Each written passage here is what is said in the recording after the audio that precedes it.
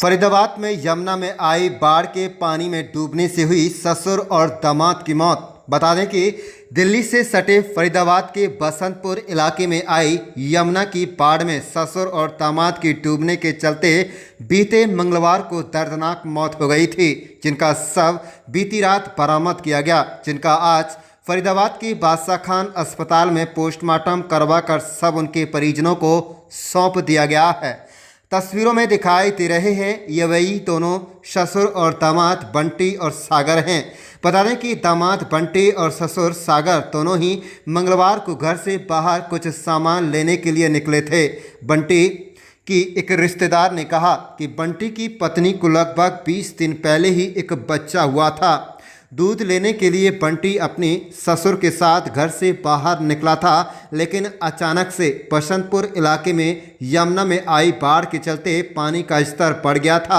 लगभग 3-4 घंटे बाद जब बंटी और उसका ससुर घर वापस लौटने लगे तो लोगों ने उन्हें पानी के अंदर जाने से मना भी किया था, लेकिन बंटी की पत्नी और बच्चे अभी पानी में ही अपने घर में फंसे हुए थे, जिसके चलते दोनों लोगों की बात नहीं माने और वह पानी से होते हुए अपने घर के लिए चल दिए, लेकिन रास्ते में ही गहरे पानी में दोनों समा गए, जिसके चलते दोनों की मौत हो गई। बंटी के रिश्तेदार ने कहा है कि दोनों के शवों को खोजने में चौकी इंचार्ज रमेश चंद्र और उनकी टीम ने पूरा सहयोग किया। सिद्दीकी ने कहा है कि यमुना में आई बाढ़ के चलते बसंतपुर इलाके में हजारों लोग बाढ़ की चपेट में आए हुए हैं। बसंतपुर इलाके में प्रॉपर्टी डीलरों ने अपनी लालच के चलते अवैध कॉलोनियों को यमुना की डूब क्षेत्र में काट दिया, जिसके चलते आज हजारों लोग यमुना का जल बढ़ने के चलते बेघर हो गए। वे चाहते हैं कि जिला प्रशासन ऐसे बिल्डरों के खिलाफ भी सख्त कार्रवाई करे। आप देख रहे हैं Faridabad bureau report. Sir, Basantpur इलाके में 2 लोगों का रेस्क्यू किया है, जो बॉडी मिली है, क्या था प्रॉब्लम? एक शिकायत मिली थी जी, अपना शकीला खातून है लेडीज, उन्होंने शिकायत की कि उनका पति सागर व दामाद बंटी, मोहम्मद बंटी है, वो गुम है।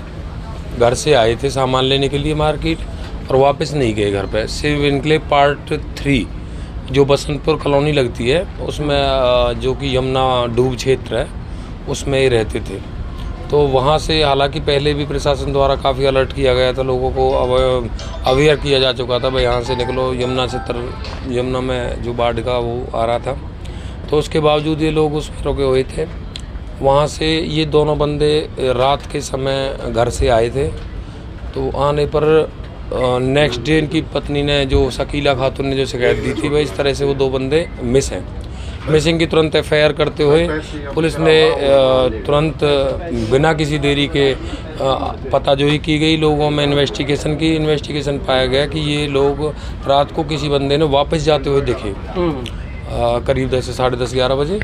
तो वहाँ उनके आधार पर SDRF की टीम मंगवाई गई और जो बोट के माध्यम से उनको जो वारिसान के साथ ले जाकर उसकी तलाश की गई। तलाश पर इनकी दोनों बॉडी कल हमें यमुना नदी में, जो कि बाढ़ क्षेत्र है, वहाँ पर इनकी डेड बॉडी मिली। उनको तुरंत रेस्क्यू करके निकाल कर सुरक्षित अपना यहाँ BK में रखवाया गया और आज पोस्टमार्टम कराया जा रहा है। तो दोनों रिश्ते में ससुर दामाद थे? हाँ, रिश्ते में। बताया जा रहा है कि वहाँ पर जो उनके परिजनों ने बताया कि उन्हें रोकने का प्रयास भी किया गया था, लेकिन वो लोग रुके नहीं। हाँ, काफ़ी सभी लोगों को हमने अवेयर किया हुआ था, उस आधार पर लोग और भी प्रशासन का साथ देते हैं। तो वो लोग, कुछ जागरूक लोग थे, उन्होंने उनको बताया कि हाँ भाई इधर से जाना ठीक नहीं है, जो कि प्रशासन ने मना किया हुआ है। फिर भी वो थोड़ा सा लापरवाही की वजह से वो अंदर चले गए और ये इस तरह से घटना हुई। दुर्भाग्यपूर्ण घटना है, जो कि इस तरह की लापरवाही किसी भी लोग को नहीं करनी चाहिए। जब प्रशासन भी पूरी तरह से एक्टिव है, लगातार लोगों को अवेयर कर रहे हैं, और फिर भी इस तरह की घटना हुई है उसके बावजूद, तो ये सिर्फ एक लापरवाही है, ऐसी नहीं करनी चाहिए थी। मृतक की पत्नी और लगभग 1 महीने का बच्चा भी फंसा हुआ था बाढ़ में, उसका भी रेस्क्यू किया गया पुलिस? हाँ बिल्कुल, मैं खुद उनको निकाल के लाया था जी, बोट के माध्यम से। वो भी उस घर में ही थे अपने, तो जबकि वहाँ पानी काफ़ी मात्रा में बढ़ा हुआ था, पहले से भी उनको अवेयर किया था, उनको खुद रेस्क्यू करके लाए थे हम, सुरक्षित उनको निकाल गए और उनको सुरक्षित स्थान पर रखा गया। इनके अलावा कोई कैजुअलिटी हुई और हुई बाढ़ में पानी डूबने? नहीं, इसके अलावा किसी प्रकार की कोई कैजुअलिटी नहीं हुई और सारा सुरक्षित है। सभी पब्लिक को हमने सुरक्षित तरीके से निकाला था। अभी तक कितने लोगों को वहाँ से निकाला गया है? वहाँ से करीब लगभग 200 से 250 लोगों को हमने रेस्क्यू किया था, जबकि बाढ़ के दौरान जो लोग फंसे हुए थे घरों में, काफ़ी प्रशासन के समझाने के बावजूद भी जो लोग घरों से नहीं निकले थे, अंदर कुंडी बंद करके खुद रुके हुए थे, तो उनको काफ़ी हमने अपना मुनादी के ज़रिए, लाउड स्पीकर के ज़रिए बोल कर काफ़ी कहा गया था।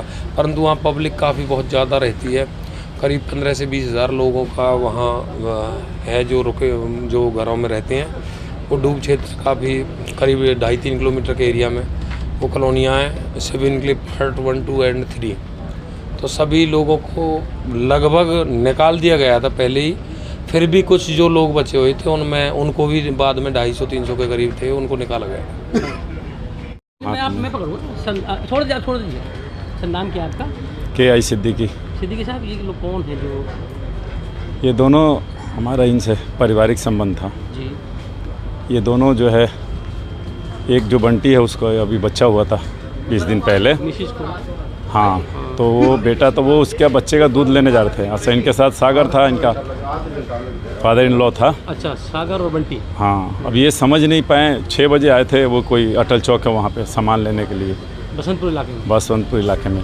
यो वापसी में इन लोगों ने देर कर दी, 4 घंटे लग गए। अच्छा। और वापसी में जो इन्होंने देर कर दी, इन्हें अंदाज़ा नहीं लगा, आए तो पानी इतना था कि वापस जा सकते थे, उसी हिसाब से ये वापस गए।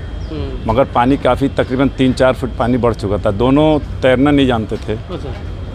जिसकी वजह से ये हादसा 11, साढ़े 10, 11 के बीच में ये हादसा गुजर गया। लोगों ने समझाया, लेकिन इन्हें कॉन्फिडेंस था कि हम वापस चले जाएंगे। लोगों रोकने की कोशिश की? हाँ, कुछ लोगों ने रोकने की कोशिश की, ये माने नहीं।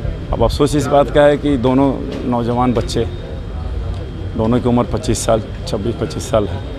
रिश्ते में ससुर दामाद लगते हैं? हाँ, वो सागर फादर इन लॉ है बंटी का। अच्छा अच्छा। और 1 साल पहले शादी हुई थी। बच्चा भी हुआ था सागर का? हाँ, नहीं, वो बंटी का बच्चा हुआ था। हाँ, बटला है उसमें, एक बटला खिलने का, वहीं वो बच्चा नॉर्मल हुआ था। कितने दिन का बच्चा? 20 दिन का? महीने दिन अब हुआ। उसके लिए दूध लाने गया था। साग सब्जी भी नहीं थी, तो वो सोचे कि बच्चे वापस लौटने में इन्होंने देर कर दी, पानी का ग्राफ बढ़ गया। अब ये हालात नहीं समझ पाए, वापसी में हादसा हो गया। बहुत दर्दनाक हादसा। वो घर पे थे ना, वो घर में थे, ग्राउंड +1 है, तो ये लोग फर्स्ट फ्लोर पे थे। बाद में उनका रेस्क्यू किया गया? हाँ, बाद में मंगल के दिन का ये बात है, हादसा ये मंगल के दिन हुआ रात में। और ये कल बॉडी मिली है।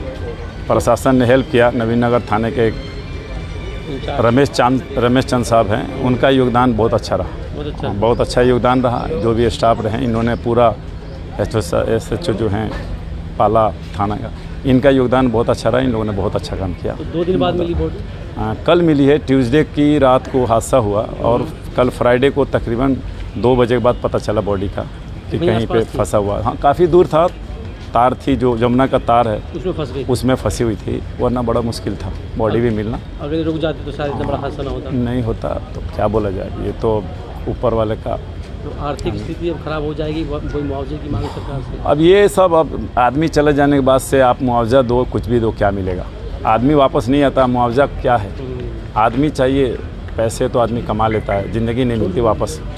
तो जो भी हुआ बड़ा दुख है, और जो है सरकार को उस इलाके के लिए सोचना चाहिए। मुझे वो है कि हरियाणा सरकार ने नायब सैनी साहब को सोचना चाहिए, या तो प्रॉपर्टी डीलर जो होते हैं, जो सेल परचेस करते हैं, जो ऐसे गरीब लोग सस्ते के चक्कर में बस जाते हैं आबादी को, और वो कोई वहाँ पे इंतज़ाम नहीं, काफ़ी डाउन है, हर साल का मामला है। तो गवर्नमेंट को मेरी उम्मीद है कि इस पर एक्शन ले। कॉलोनी कौन सी है वो बसंतपुर कहते हैं उसको। तो अवैध रूप से काटे गए डीलर पूरा, कोई डीलर सामना करने को तैयार नहीं, कोई डीलर कोई अपनी जिम्मेदारी लेने को तैयार नहीं, कोई डीलर आके सस्ते में दे के बसा देते हैं, बाद में महंगे कर देते हैं। ये जो कॉलोनी और कोई हैं, इस सारे डीलर जो भी हैं उनके साथ तो कानूनन कार्रवाई ऐसा करे कि अनऑथराइज्ड कॉलोनी को लोग कंस्ट्रक्शन करें ना, बसने ना दें। बाद में वो लोग गरीब आदमी बसते हैं, ऐसे में गरीब मारे जाते हैं, मिडिल क्लास वाले, लोअर वाले मारे जाते हैं, खरीद मकान बनाते हैं, बाद में गवर्नमेंट तोड़ती है, डीलर अपना पैसा भर लेता है जेब में। तो इस पर तो सख्त कानून ला के और इस पर सख्त कार्रवाई करनी चाहिए। लोगों की जान वापस नहीं आएगी, गरीब आदमी का। ठीक है।